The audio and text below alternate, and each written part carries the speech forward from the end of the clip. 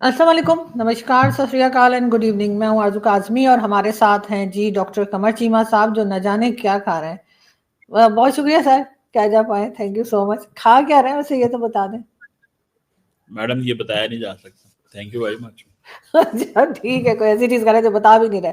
खैर कोई बात नहीं, लेकिन डॉक्टर साहब अगर हम शुरू करें सबसे पहले तो फ्रेंच नेवी ने जो क्लेम किया है या उनकी तरफ से जो स्टेटमेंट आया है कि जिस वक्त ऑपरेशन सिंदूर जारी था तब पाकिस्तान जो है उसकी तरफ से या पाकिस्तान मीडिया को उन्होंने कहा है, टारगेट किया है कि वो जी मिसलीड कर रहा था, गलत सलत खबरें लगा रहा था। क्या कहेंगे आप?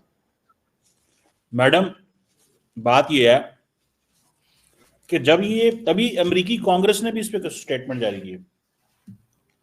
आपने वो कांग्रेस की पढ़ी है रिपोर्ट? उसमें सर वो तो एक मैं जी बताता जी। हूं, उसमें एक इंटरेस्टिंग स्टेटमेंट आई। उन्होंने ये कहा, हाँ, उन्होंने कहा जी जो चाइनीज एम्बेसीज हैं उन्होंने इंडिया पाकिस्तान क्लैश का फायदा उठाया और उन्होंने Pakistan's use of Chinese weapons to down French Rafale fighter jets used by India also became a particular selling point for the Chinese embassies. ठीक है। और जी फ्रेंच इंटेलिजेंस ने ये नोट किया कि चाइना ने डिसइंफॉर्मेशन कैंपेन शुरू की ताकि फ्रेंच राफेल की सेल रोकी जाए और इसके अपने J-35 एंड कुछ कहा जाए और फेक सोशल मीडिया अकाउंट्स को प्रोपेगेट किया और एआई वीडियोस बनाई एंड और उसके डेबरी दिखाए एंड ऑल दैट। हालांकि ये रिपोर्ट कहती है कि पाकिस्तान के पास मिलिट्री सक्सेस थी over India in a 4-day clash और साथ में उन्होंने कहा जेट्स की भी डाउनिंग की बात की and all that. So point ये है कि बहुत कुछ उस वक्त हुआ जिसको ये कांग्रेस की रिपोर्ट कह रही है। अब होता क्या है, when you do not share the information, then who replaces information? The disinformation, frankly speaking. अगर इंडियन एयरफोर्स आके कह देती कि हाँ भाई हमारे इतने जहाज गिरे हैं तो बात खत्म हो जानी थी। आज वो मानते नहीं है कि हमारे कितने गिरे हैं, बस वो ये मानते हैं हमारे गिरे हैं। ठीक है ना जी। तो अगर वो आते मानते खुल के बात कर देते तो एक नैरेटिव आ जाता और फिर लोग जो है ना वो उसको कोई आगे प्रोपेगेट ना कर सकते। Since Indians refuse to comment, Indians refuse to admit, ठीक है, कि कितने जहाज गिरे। हाँ जहाज गिरे लेकिन कितने गिरे इसको उन्होंने एडमिट नहीं किया, जिसपे उनके जो सर नील चौहान है जो सीडीएस हैं, चीफ ऑफ डिफेंस स्टाफ, उन्होंने खुद माना कि हमारे लिए ये इंपॉर्टेंट नहीं है कितने जहाज गिरे कैसे कितने जहाज गिरे, व्हाट इज इंपॉर्टेंट कि क्यों गिरे। और उसके ऊपर फिर वो कहते हैं कि हमने काम शाम किया, ये वो 48 घंटे हम एयरफोर्स नहीं उड़ा सके और फिर हमने टेक्निकल मिस्टेक्स को ढूंढा एंड देन हमने एयरफोर्स को उड़ाया। तो had in India shared the information, the disinformation would not have taken the pace. So ये जो आप बात कर रही हैं मैडम, ये बेसिकली उस कॉन्टेक्स्ट में। तो मुझे लगता है कि द ट्रांसपेरेंसी मैटर्स। ट्रांसपेरेंसी नहीं थी, ट्रांसपेरेंसी होती तो चीजें बहुत बेहतर होती। सर बार बार जी जी। डिफरेंट टाइम पे जो है वो रिपोर्ट्स आती रही हैं ऑपरेशन सिंदूर को लेके, किसी ने कुछ कहा किसी ने कुछ कहा। फिर 8 जहाज गिरने की बात हुई, उसके बाद कहा कि अभी जो लेटेस्ट जो आई थी उसमें लिखा था कि जी 3 जहाज गिरे भारत के। तो सर जो हम 8 बता रहे थे तो बाकी 5 किसके गिरे? अब देखिए ना, ये बड़ा आपने फिर बहुत अच्छा सवाल किया है। 3 कौन कह रहा है? अमेरिकन कांग्रेस। 7 कौन कह रहा है? पाकिस्तान। इंडियंस क्या कह रहे हैं? ट्रम्प भी तो कह रहे हैं 8 जहाज, ट्रम्प ने भी तो बताए हैं। तो सर बाकी 5 किसके गिरे, मैं ये पूछ रही हूँ जी। ट्रम्प को छोड़ दें, ट्रम्प को छोड़ दें या ले लें। ट्रम्प ने हमेशा कहा 7, फिर उसने कहा 8, एक दिन उसने कहा 8, पहले वो कहता रहा 7। कांग्रेस ने कहा 3, पाकिस्तान ने कहा 7, इंडियंस ने क्या कहा? Just asking you the question कि इंडियंस ने क्या कहा, हमारे कितने गिरे हैं? सर उन्होंने तो कोई नंबर नहीं बताया ना। मैं आप सर फिर मुझसे यही क्यों पूछ बात रहे है हैं, मैं कोई इंडिया में थोड़ी फिर बैठी हुई कांग्रेस हूँ। की ओ भाई, मैं आपसे पॉइंट में आपको इंगेज कर रहा हूँ डिस्कशन में ना। आप इंडिया में ना बैठे हुए भी सारा कुछ बोल रही हैं, तो मतलब दैट डज नॉट मीन कि आप जो है वो खामोश हैं। द पॉइंट हियर इज कि मैं कह रहा हूँ उनका ऑफिशियल वर्जन कोई नहीं ना आया, ठीक है। कांग्रेस का एक वर्जन आया। अब बेसिकली तो होता ये कि अगर हाँ, राफेल की तरफ से वर्जन आ जाए कि हाँ जी इतने गिरे हैं, इतने नहीं गिरे, या राफेल हम कहते हैं जी 4 राफेल मारे गए, तो राफेल कह दे हाँ जी हाँ 4 मारे गए, गिरे मारे। सो पॉइंट ये है कि Indians conveniently try to avoid the fact. Truth को उन्होंने रोके रखा, ट्रुथ शेयर नहीं किया, जिसकी वजह से misinformation and disinformation, and they want, they believe कि if we will not share the truth that will be an advantage for us. So let people speculate, लोगों को स्पेकुलेट करने दें। स्पेकुलेशन में ये है कि हम इस चीज के पीछे छुपे रहेंगे, हम तो माने कुछ नहीं, यही स्पेकुलेट कर रहे हैं ना।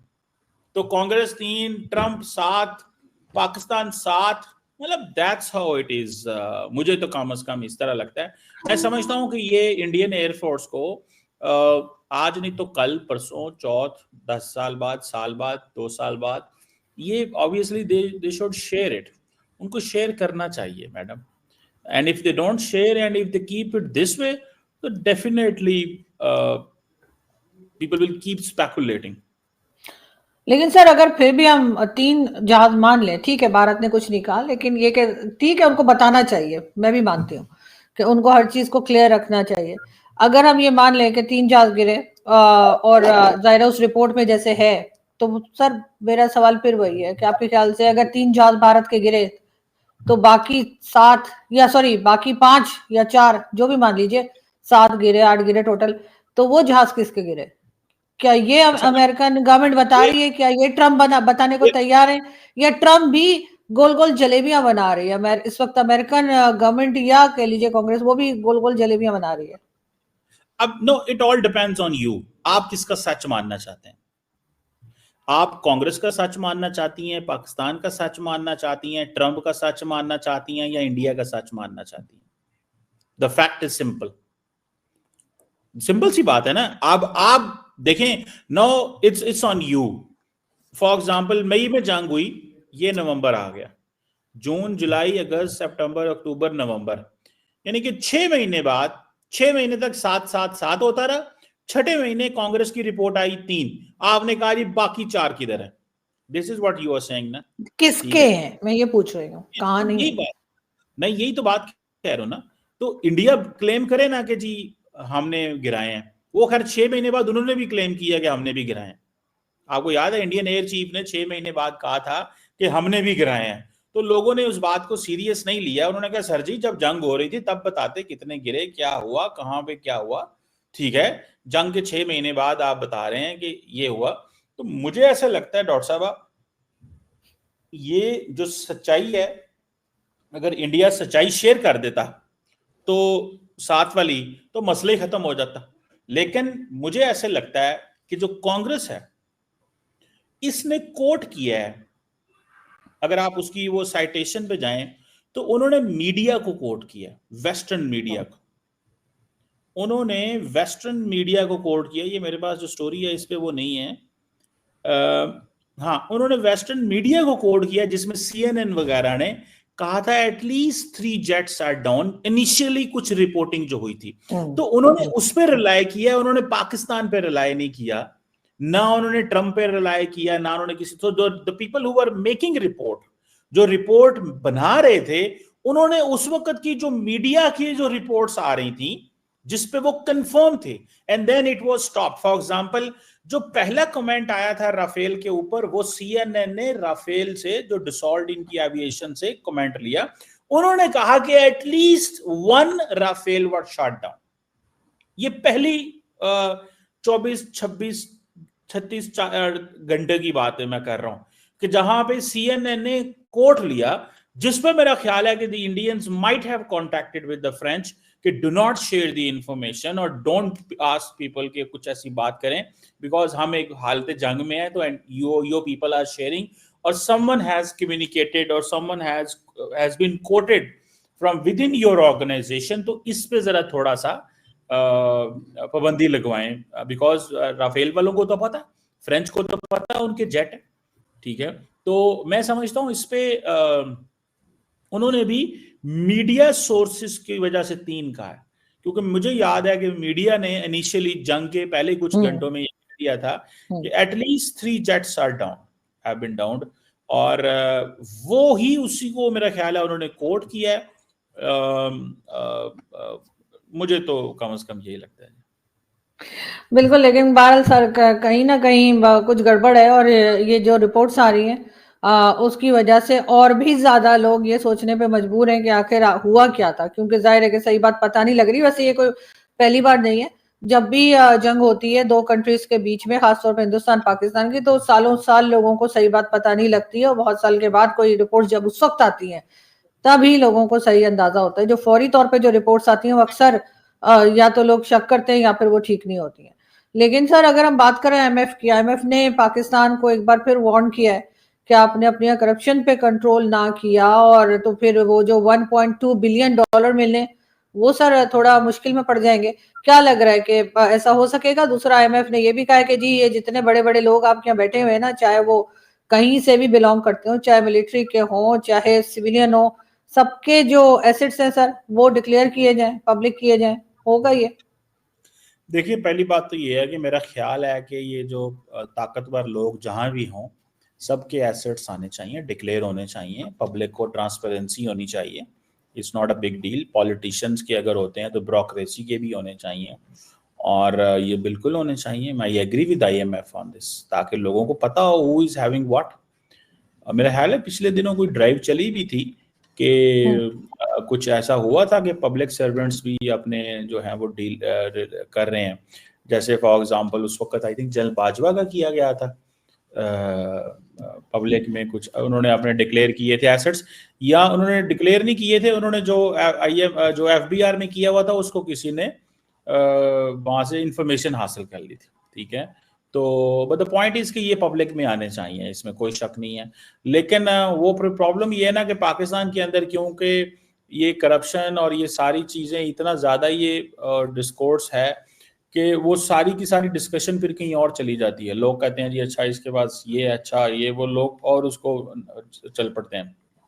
तो लेकिन मैं जाती तौर पे समझता हूँ पब्लिक को पता होना चाहिए, और जो आईएमएफ कह रही है ये करोड़ों अरबों रुपए का, जितनी ट्रांसपेरेंसी होगी उतना ही अच्छा है पाकिस्तान के लिए। डज नॉट मैटर आईएमएफ के या वर्ल्ड बैंक के, ट्रांसपेरेंसी होनी चाहिए। और हमारे मुल्क में ट्रांसपेरेंसी जो है उसका वो लेवल नहीं है जो लेवल होना चाहिए। ट्रांसपेरेंसी में भी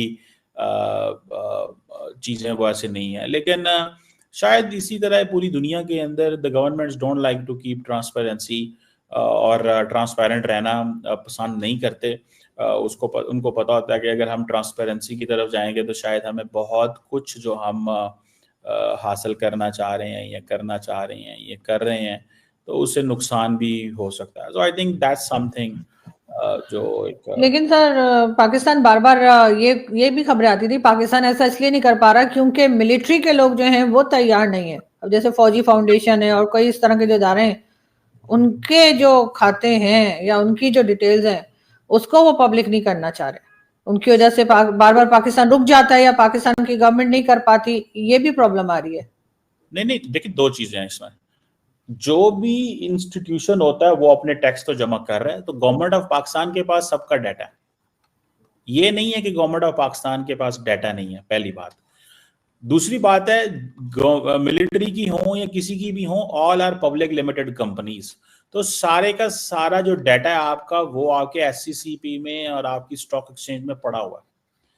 तो ये कोई ऐसी बहुत बड़ी बात नहीं है कि जी आपका डाटा अवेलेबल नहीं है। तो पब्लिक लिमिटेड कंपनी तो ऑलरेडी जो शेयर्स हैं जिस कंपनी के, जिसने लोगों से पैसे की डिमांड की हुई है कि पैसा दें और हमारे शेयर्स खरीदें, तो उनको तो they need not to bother. वो आर्मी की हो, वो गवर्नमेंट की हो, वो प्राइवेट सेक्टर की हो, वो कोई ऐसी बहुत बड़ी रॉकेट साइंस नहीं है।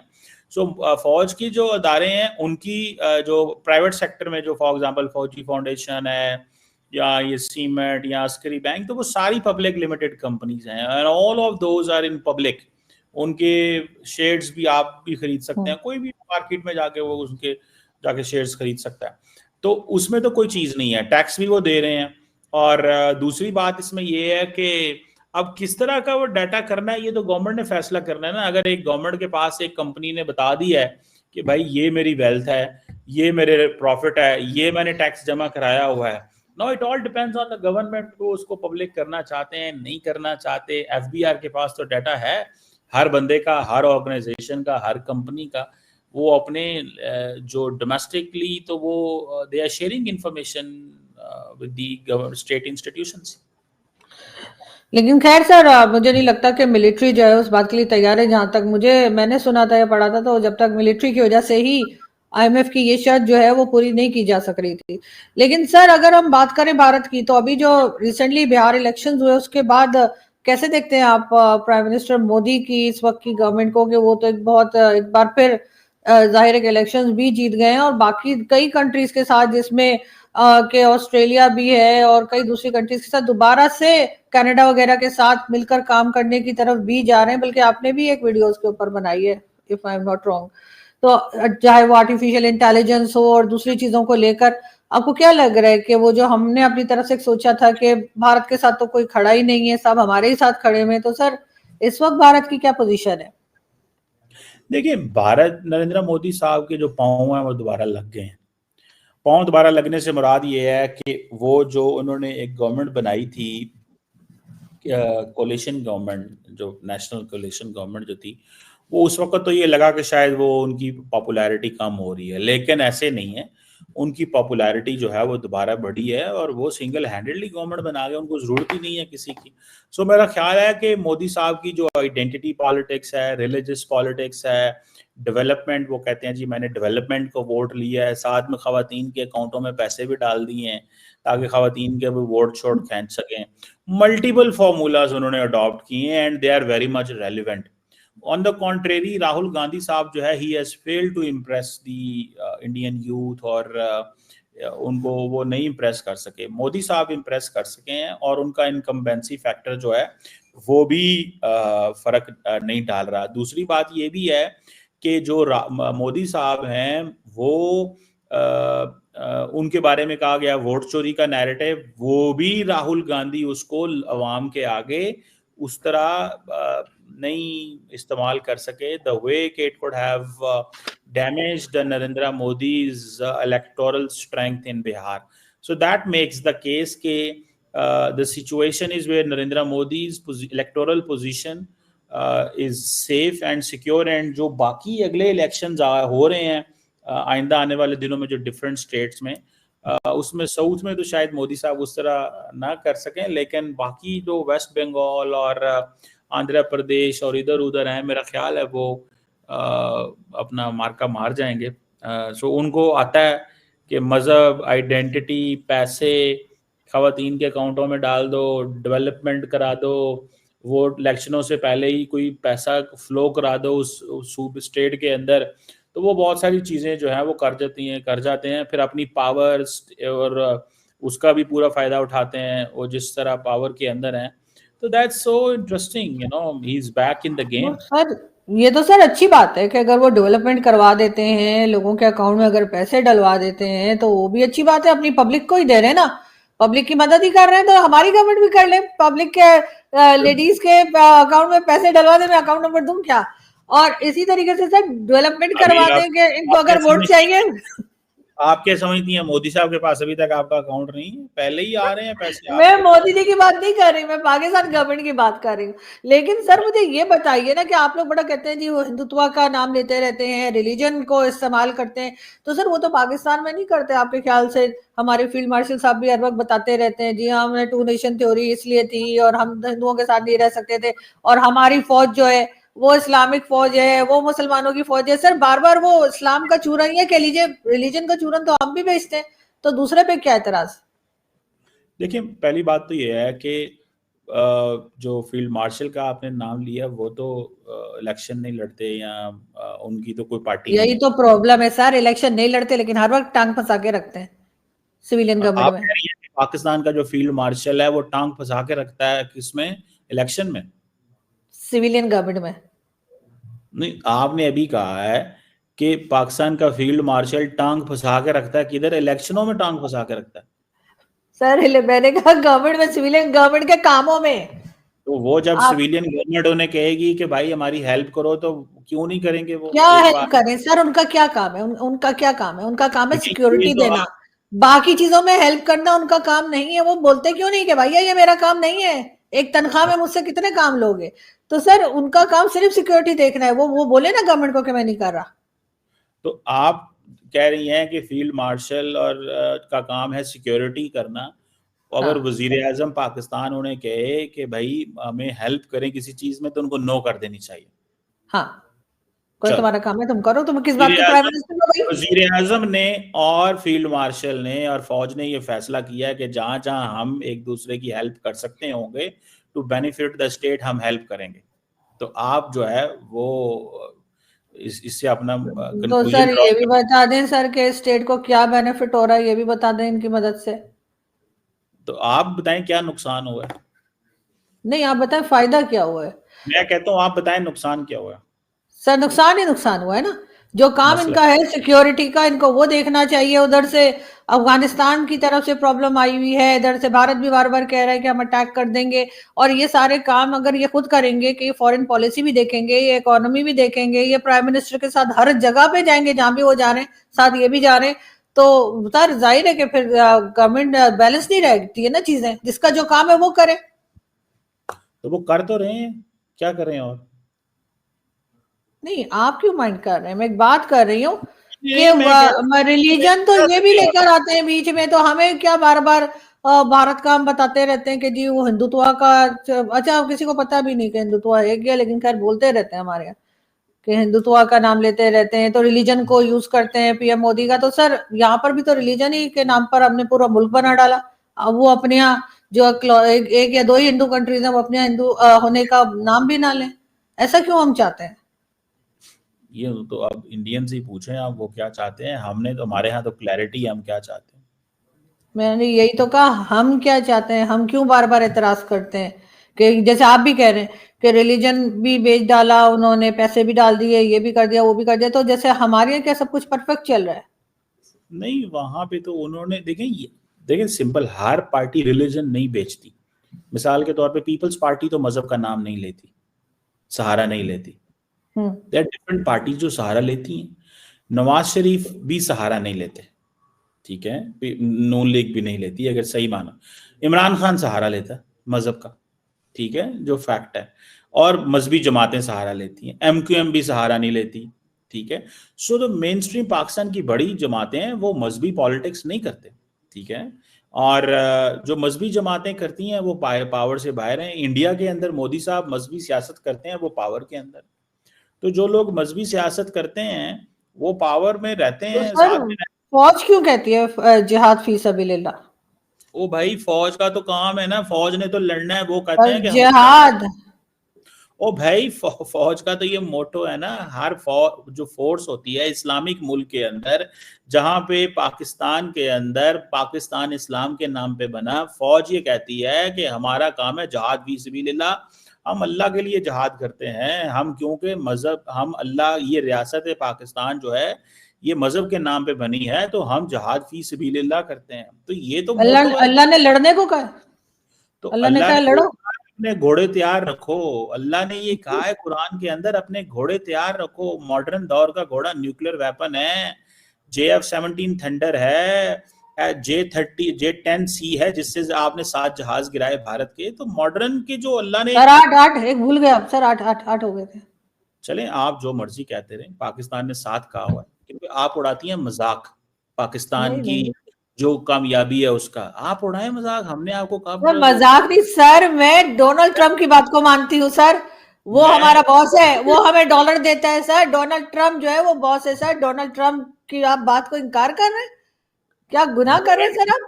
डोनाल्ड ट्रंप आपको ही डॉलर देता होगा, पाकिस्तान को डॉलर नहीं देता। अच्छा, तो सर फिर क्यों हम वहां जा जाकर बार बार जो है हाजिरियां लगा रहे हैं और उसके साथ लंच कर रहे हैं कभी क्या? सर अजीब बात कर रहे हैं हम। डोनाल्ड ट्रम्प हमारा बॉस नहीं है। वो तो आजकल तारीफें, डोनाल्ड ट्रम्प की तारीफ लेके हम कहाँ कहाँ पे फिरे। जो हमने पाकिस्तान कहा की कि जी इनको इनको इनको नोबेल पीस प्राइज तक दिलवाने की हमने कोशिश की डोनाल्ड ट्रम्प को, और आप कह रहे हैं कि नहीं। डोनाल्ड ट्रम्प की बात मत मानो। तो पाकिस्तान के लिए हो आरजू काजमी साहबा को उसको मुश्किल पड़ जाती है, क्यों हुआ? नहीं नहीं नहीं नहीं, मैं तो तारीफ कर रही हूँ सर, मैं तो डोनाल्ड ट्रम्प की बात मानूंगी। 8 जहाज बोलिए सर पहले आप। चले 8 आप गिराए। जो आप जो मर्जी कहें। चलो हम 8 बोल रहे हैं या 7 कहें, आप अपने नरेंद्र मोदी साहब से कहें कि वो एक ही बोल दें। सर कांग्रेस ने मेरे नरेंद्र मोदी साहब कब से हो गए? आप नरेंद्र बिना वजह मुझे वहां जमा कराई जा रहे हैं। आप मैडम नरेंद्र मोदी साहब को प्यारी हो चुकी हैं नहीं आप। नहीं नहीं, आप तो यकीन करके माने, मैंने तो पहले कहा है कि इतनी अच्छी पब्लिक रिलेशन ऑफिसर उन्हें इंडिया से नहीं मिलेगी जितनी हम यहां से उन्हें बेच सकते हैं। अब मुझे वाह। बताएं। अगर मैं अपने मुल्क को ठीक करने की बात करूं, अपने मुल्क में जो सही नहीं है उसको सही करने की बात करूं, तो आप मुझे कह देंगे कि मैं मार्केटिंग कर रही हूं भारत की। हद हो गई नहीं, सर। मैंने भारत की नहीं कहा, मोदी साहब की कहा। हाँ मोदी साहब की सर, वो भी नहीं है। ऐसी कोई बात नहीं सर, आप मत सर जल जल के मत सर ऐसे मत चला करें सर, डोंट बी जेलस, ठीक है ना। लेकिन खैर बहरहाल सर मुझे ये बताएं लास्ट में कि अब आपसे बात करूं और सर अफगानिस्तान ना आए बीच में, सर क्या फ्यूचर है अफगानिस्तान का हमारे साथ? मुझे क्या पता हो क्या फ्यूचर है, क्या होने जा रहा है यार, जो होगा देखी जाएगी।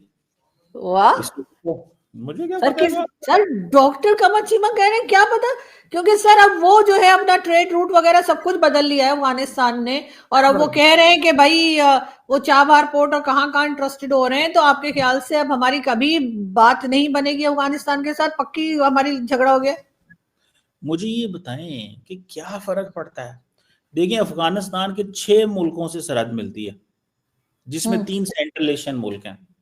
ठीक है, मतलब फ्रैंकली स्पीकिंग 3 सेंट्रल एशियन मुल्क हैं, 6 मुल्कों से उनकी सरहद मिलती है। ठीक है, तो मतलब हम अकेले तो नहीं है उनके दोस्त, या उनके वो जो होती है क्या नाम है वो है पाकिस्तान के साथ वो 70-80% ट्रेड करते हैं। ठीक है जी, पाकिस्तान से अगर वो सामान लेते हैं तालिबान या इंडिया अफगानिस्तान के जो लोग हैं, तो 3 से 4 दिन में वहां पहुंच जाता है। ईरान से लेंगे तो 6 से 8 दिनों में पहुंचता है। सेंट्रल एशिया से मंगवाएंगे तो 30 दिन में पहुंचता है। तो मतलब the decision is to be done by the Taliban. Pakistan के साथ अगर वो ट्रेड बंद होती है तालिबान की, ये जो नई रास्ता इख्तियार करते, तो आपको पता है पाकिस्तान को तो 3-4 खरब रुपए का नुकसान होता है उनकी वजह से।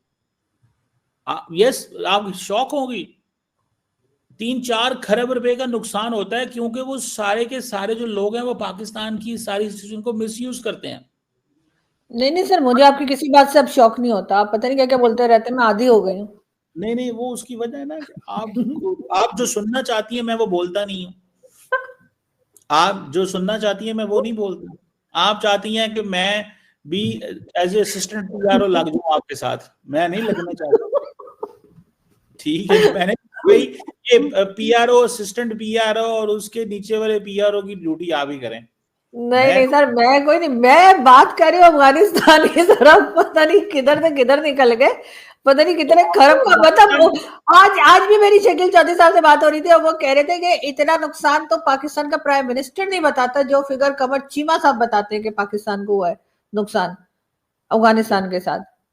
देखिए सर कुछ तो ख्याल। उनको पता ही नहीं है चौट साहब को कि क्या हो गया पाकिस्तान का। दरअसल मसला पता है क्या, नहीं, हमारा आपका और प्राइम मिनिस्टर के फिगर्स आपस में नहीं मिल रहे ना।